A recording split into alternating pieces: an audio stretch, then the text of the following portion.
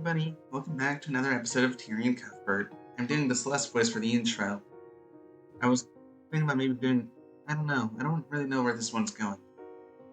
I don't know why I just switched to this. I guess because her name's on the screen.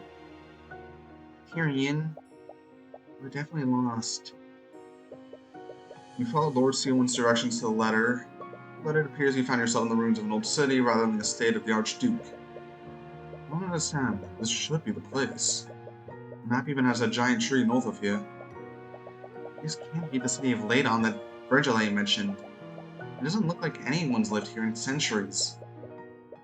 But Lord Sealwyn's directions were pretty straightforward. So why are we... Wait a minute. Did he give us the wrong location on purpose? Please.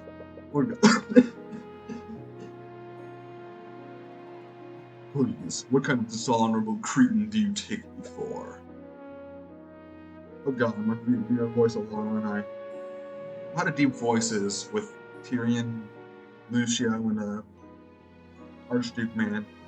Lord Sealwind. What are you two sitting here for? The trial will be starting shortly. He's not alone either. He's flanked by a division of Kingsguard and Arya. But it's difficult to tell if they're escorting her or keeping watch over her. You can see one of the knights channeling a spell over Arya. It must be an anti-magic field. Even now, she must still be wary about someone taking control of her mind. Wait, this is what would be hosting the trial? Yes. The Archduke has always been sentimental about this place. And I doubt an old courtroom would have enough space. But I really don't know what possessed him to trust you. It's a miracle he's even taking part in this at all. But nevertheless, let's not keep him waiting. He sounds very similar to the Archduke. I'm gonna figure out a way to separate the voices a little. I'll probably change up the Archduke's more than I change his.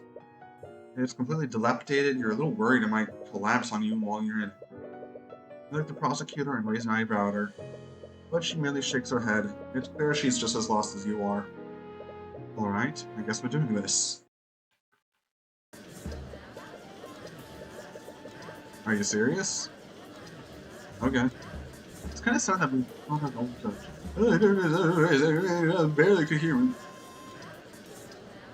Tyrion Cuthbert, you are guilty and innocent of murder. The rooms are filled with everyone who's at the current cathedral that day. They all seem to be just as out of the loop as you are. The person who seems to be unfazed by this entire situation is Lord Sealwind. He's taken his position at the opposite end of the room. It seems like he truly plans on prosecuting his daughter. Thank you all for coming here today. I appreciate your cooperation with our investigation. Well, everybody's here. It's growing within dozen vermin. My apologies. But what happens here today must be kept under wraps for now. I had to choose a location that was away from modern civilization. But nevertheless, I welcome you all to my home. Wait, you live here? I do. Your Grace, I know you wouldn't bring us here unless you were completely certain. But I want to ask you one last time. Is this truly what you wish to do? I guess our voices do something different enough. There will be no going back after this. What? No, I've made many mistakes in my lifetime. I gave Wyvengard the means to protect themselves, but all it did was warp them into something monstrous. I grew bitter seeing what I'd created, so I isolated myself from my people. I thought my best course of action would be to stay in seclusion and leave Wyvengard to fend for themselves. I see now what a fool I was. I abandoned my kin to survive in an unjust world, and now foreign powers have ingrained themselves in my kingdom, all because of my negligence. Foreign powers? Does he still suspect that you're an agent of the theocracy? Well, no more. It's time that the people of Wyvengard and their enemies remember who watches over them. As he raises his hand, magic begins to swirl around him. What's going on? The entire room is violently shaking. Whatever he's casting, it's unlike any magic you've ever seen before. The blinding light envelops him, but you can faintly see his form changing. It's expanding, and from it, Wait, is that?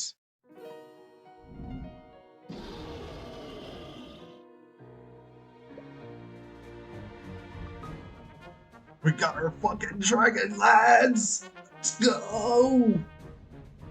I knew it! We're not gonna be, convicting him of murder. He's gonna be the judge, but you know what? That's good enough. Honestly, there might be another dragon. I still have my hopes. Oh, look. We got a dragon! Let's go! Yes! What the f- It's a dragon! As the Archduke assumes his true form, the gallery breaks out into hysteria. Some of them kneel in reference to the ancient dragon, and some of them cower in absolute terror. You even see some of them attempt to flee before they're stopped by the knights of the King's Guard. Enough. This may not be a court, but I will have order. You're an ancient dragon? No, you're the last ancient dragon. Oh. That is correct, Heaven's Lord.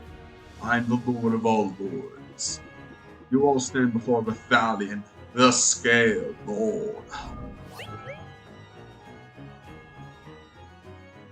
Holy shit, dudes. Remus Virgile is an alias I assume when I walk amongst your kind. But make no mistake, even in my human form, I have always had the strength of an ancient dragon. Until now, only the lords of House Thuman and the kings of Wyvern have known my true identity. But I will hide no longer. My will alone will determine how this trial ends. What if Italian's still alive, like you said? I wouldn't be surprised. Despite everything, our kingdom's constitution still includes him in our government. Wait, really? As the savior of our kingdom, he was given an honorary position on our political hierarchy. His authority technically rivals that of the king. So that's why you're acting as the arbiter. You're the only person with the authority to convict any and all of the nobles here. Make no mistake, Mr. Cuthbert. I will remain impartial regardless of what transpires here. I will not interfere in this trial, nor will I try to manipulate its outcome. I will only mediate its proceedings, and pass judgment when necessary. Well, that's terrifying. Now then, with introductions out of the way, shall we proceed? Of course, Your Grace. The prosecution is ready. The defense is also ready. I don't have a cool weapon to slam, but, it's the fault that counts. I'm sure we're all thoroughly aware of why we've gathered here, but for the sake of doing this properly, could you please list the charges, Lucio? Of course. The defendant, Marius Human, is charged with several counts of manslaughter. The victims include many knights from the King's Guard who are still unresponsive. And of course, there's Lord von Sanctus, Coraline Sybil, and Coraline Sybil, the heads of House von Sanctus and House Sybil, respectively. What's this first? This trial has been over before it began. Lady Sue clearly overestimated herself. Even a child knows to be wary of mage blinds. No, don't you see? This is Bahamut's judgment. Bahamut? You're talking about Bahamut. Clearly Rascalion's judgment. The divine powers that be clearly think she is unfit to rule at the king's side. Oh, that's a dumb theory. I never mind the court of my own testimony. I witnessed Beatrice Frigga enter the prayer room before I lost consciousness. Isn't it suspicious that this occurred around 15 minutes before Pierce's death? If I recall correctly, you only caught a glimpse of her. You don't know if it was someone else disguised as an illusion. You didn't even speak to her. That's all the more reason to call her to the stand to explain herself. She has already testified that she has no memories of what transpired during the massacre. There is no need to drag this out any longer than necessary, Cuthbert. My client has a right to a fair trial, and Beatrice Frigga's involvement clearly implies some sort of foul play. Enough. I find Mr. Cuthbert's request to be reasonable, and I agree that Lady Frigga's actions are quite suspect. Very well. Let the defense have his battle. I only hope, for his sake, that his blade strikes true. Why is everything a war metaphor with you? Beatrice, I'm glad you're safe, Mr. Cuthbert. Not for lack of trying on your part. That wasn't... I have no memories of what I did. I should still being manipulated by Paris. Man, is Iris here? She probably is. If I hurt you, I am truly sorry. She looks pretty sincere. What's not if this is the first time she's lied to you? To be honest, I'm still a little doubtful about your memory loss. But I'm not the only one who experienced it. Arya also has no memory of what happened. Then how would you know that? Word travels around quickly in the dungeons. What? Regardless, if you truly have no memories of what happened, do testify about what you do remember. Perhaps there's a clue there that we haven't discovered yet. Very well.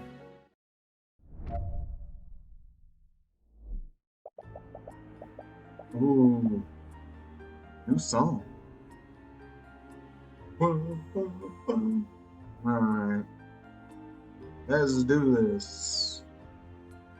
I was with my sisters and my guide, Eris Ilmar. I was speaking with them in the garden when I suddenly felt ill and lost consciousness. When I woke up, I found my sisters found me. They said that I had gone missing for over an hour. I was confused, but when I later heard what happened, I realized that someone must have taken control of my body. I have no memories of what happened, and from what I understand, the same thing happened to Arya. And to make matters worse, there's nothing that indicates who may have controlled our actions. Alright, also saying someone controlled her, matches up with Arya, something off about the way she's testifying. If she were trying to lie to you, she would have been a lot more vague. What's she doing?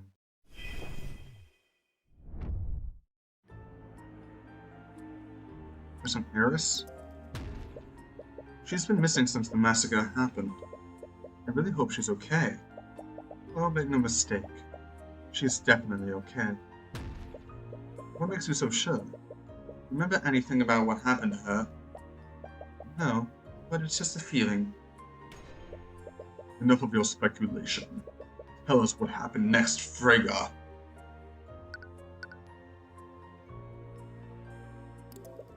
If they were with you, shouldn't your sisters have noticed this? According to Leif and Miriam, their pet dog was running amok in the hallways. They left the witness with Ilmater to chase him down. And when the sisters returned to the garden, both Beatrice and Ilmater were gone. Do you remember anything after that? No. I really want to remember, but I can't. She certainly looks like she's telling the truth. But history shows that she's hardly trustworthy.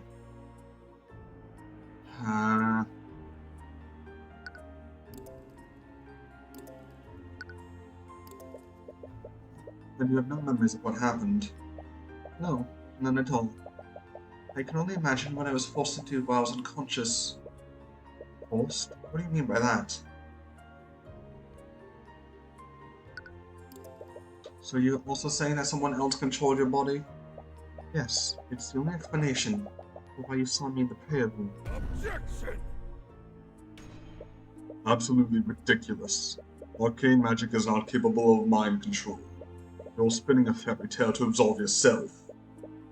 I'm compelled to agree with him. So why do you feel like something's wrong? Think what you will, but please believe me when I say. Your statement does match up with what happened to my client, but you clearly already knew what happened to her. You could just be using that knowledge to fabricate an alibi. I suppose I can't blame you for thinking that after what you saw. Mr. Cuthbert, I know it doesn't mean much coming from me, but I am telling the truth. That remains to be seen.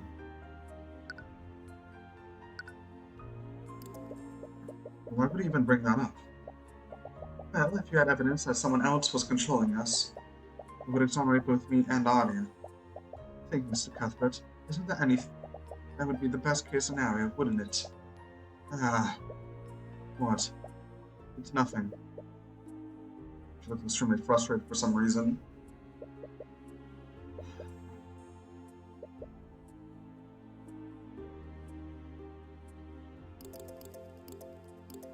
Nothing that indicates who may have controlled her actions.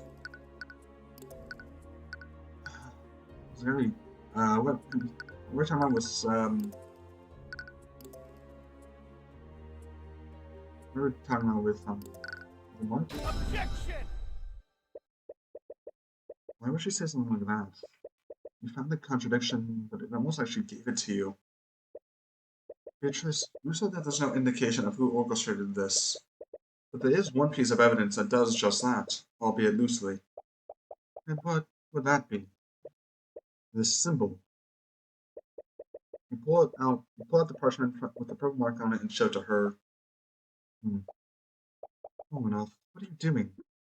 Ugh. What's wrong?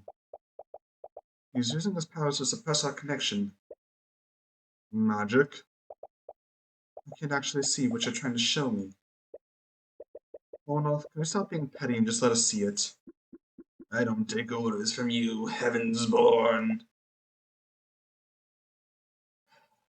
Always a pleasure, Marnoth. I wonder, Mr. Cuthbert, what is on that parchment? You see, Beatrice, I has been investigating a string of murders throughout Wyvengard. These murders appear to be unrelated, despite how gruesome they are. But they all share one thing in common. This symbol was found at each and every crime scene. Objection!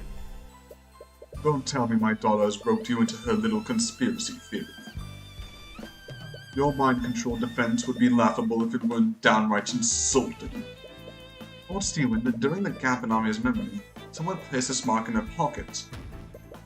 It was clearly some sort of taunt from whoever orchestrated this. Nonsense. She clearly drew that symbol herself during a psychotic episode. I've had to listen to her go on and on about her insane theory. She was obsessed with it. Mr. Cuthbert, aren't you curious about what just happened? What are you talking about? Think about it. My apologies. I don't know why I said that. Is everything okay, Beatrice? Yes. Perfectly fine. Anyways, it looks like you have to figure out the rest on your own. Figure out the rest on my own. What do you mean by that? There's nothing to figure out. Your Grace, where did my axe go? These two are making a mock of us by spouting these insane theories. The defense clearly has no case, yet end this at once. Considering what I know, I'd like to indulge this theory. What? I'm just finally giving you a chance for once. That's a first. Shouldn't waste the opportunity. We've actually been noticing it for quite a while. Beatrice has been acting strangely since the trial began.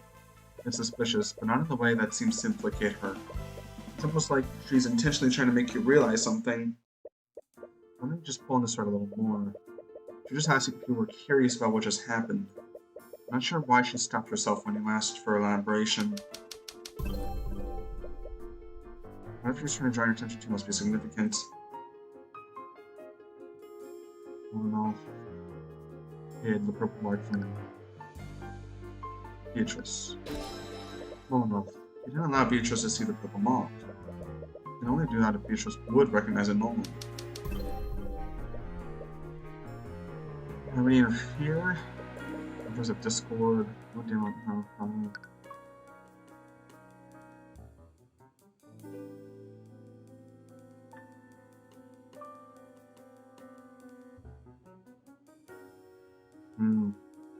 Purple mark is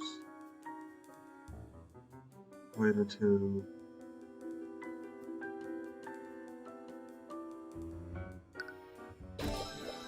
purple mark must be related to a demon somehow. There's no explanation as to why he would prevent her from seeing the mark. But AotA has been investigating murders throughout Wyvengard. Does this mean that her investigation also has something to do with a demon? I suspected that each of the murders was acting against her will. Now both Arya and Beatrice are also claiming they were controlled. Like if something demonic controlled Beatrice. explain what happened to Arya and these other individuals, but you do know why Beatrice might not have full control of her actions.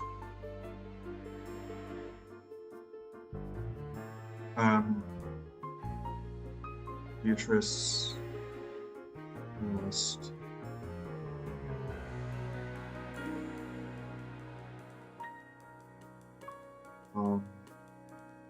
Lost control of her actions due to a blood contract. Carlos wrote on Beatrice's contract during her trial, said what would happen if she failed to claim House Frega. Her soul, her mind, and her life would all be claimed by the Empress of Discord.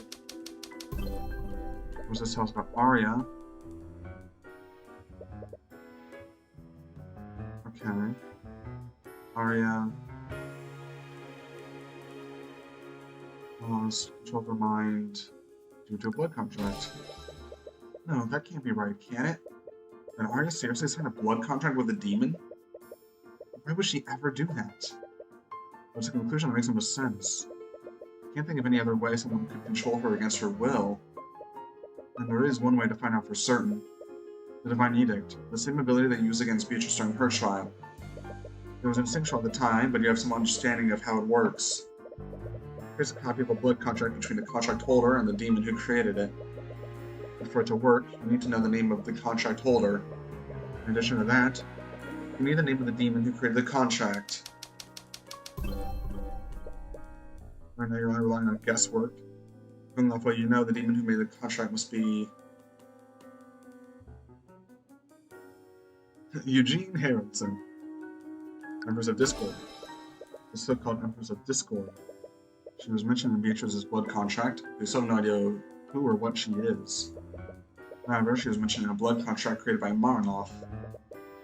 She must be a superior in some way. And that might explain why Maranoff doesn't want Beatrice to identify the purple mark. You're not sure if a pseudonym is enough, but it's the closest you can get with what you know so far. You've been awfully quiet for a while, Mr. Cuthbert. What are you thinking about? He's probably imagining new ways to futilely stall for time. I think I finally figured out why the witness and defendant can't remember anything. And it would also explain why they didn't have control of the actions. Don't object already. Again with this. Well, if you're so convinced of my daughter's conspiracy, why don't you prove it? I knew it. Even you don't believe in the nonsense you're spouting. Old Steelwind, I want to be wrong about this. If I might, the implications don't bode well for anyone involved. So instead of telling you, I think it would be better to show you. Empress of Discord, wherever you may hide. Damn it. I knew you could do it. By the Eye of Horus, I issue upon you a divine edict. Release Eye Gods and manifest your blood contract with Arya Steelwind. Shit! She does have one! No! Like Beatrice's contract, it's only one page. Even stranger, there's a large empty space at the top half of the page, only a few sentences at the bottom.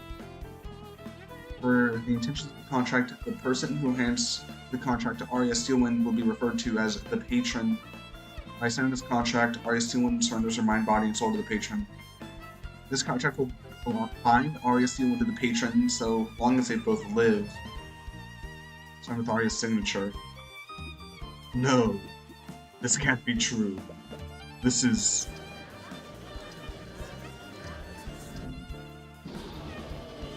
That's cool. Enough. Stop prattling amongst yourselves. Objection! No, this is a sham. This wretch has clearly created a convincing fabrication. It's genuine, Yushi. It's impossible to falsify something like this. You can't deny the truth anymore, Lord Steelwind. There is a way to control someone else's actions. Arya Steelwind wasn't affected by Mage Light. She was controlled against her will. Yeah. With this evidence, there's no doubt that Arya did sign a blood contract.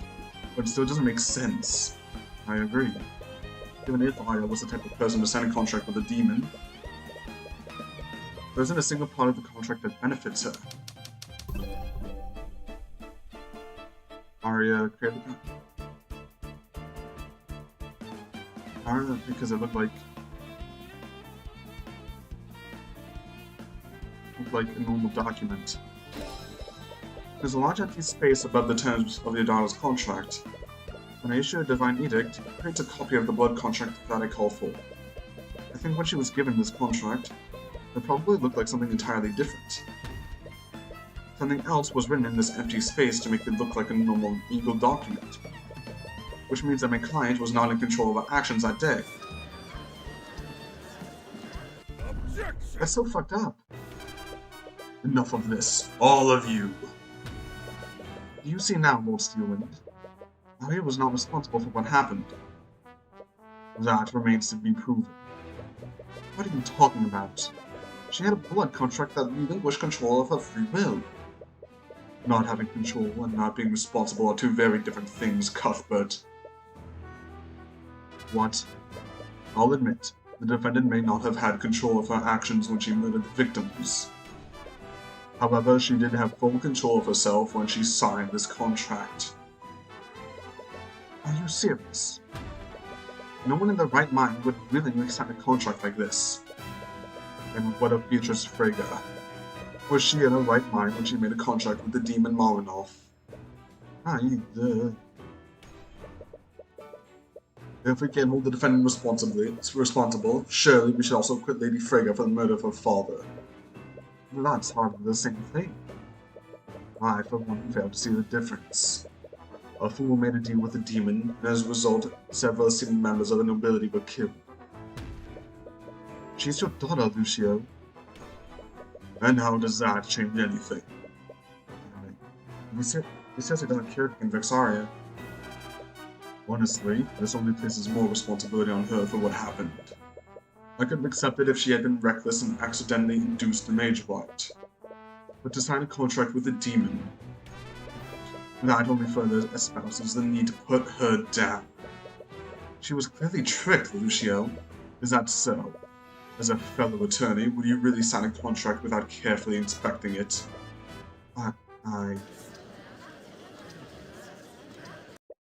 Whether it was through foolishness, negligence, or both, the defendant willingly signed a blood contract.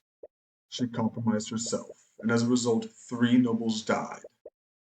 The responsibility falls squarely on her. Wait, even if she willingly signed the contract, that's not entirely true, is it? The patron. Lucio, there's clearly someone else to blame for Arya's actions that day. Oh, and who would that be? I'd like to reread my client's blood contract to the court. By signing this contract, Arya Steelwind surrenders her mind, body, and soul to the patron. That can only mean one thing. Whoever this patron is, they took control of my client and used her to murder the victims. That's right. Blake could still be out there. None of us are safe until this patron is apprehended. Surely we can't end this trial while every member of the Wyvern nobility is in danger. Well played. I'm compelled to agree with Mr. Cuthbert. Trickery or not, it's clearly someone wishes ill intent on the nobles. But until we know who this patron is, we can't pass judgment on my client. Not until we know the circumstance that she signed the blood contract under. And what would you have us do, Cuthbert? I don't know, find the fucking patron. I don't know, my voice hurts. The contract has no stipulations about proximity or how this mind control works. For all we know, this patron could have murdered the victims all while sitting in their very home. There was a clear intent behind this attack. Even if the patron didn't directly participate in the murders, he definitely had a motive. If Arya's being controlled, then we can analyze her behavior to determine who was controlling her. I see. It does sound as good a plan as any. At the very least, we can allow this patron to escape justice. Despite the brisk questions raised, we've clearly made some headway. I believe we should take a brief recess to process these revelations. Very well. We gotta talk to Arya. On the next episode, though. My voice hurts. There's so much going on. I'm confused though, because like, what could the big twist be? Because like, Eris, the patron's gotta be Eris, right? Except like, I remember spent the whole chapter being like, there it is. Oh, Zeros.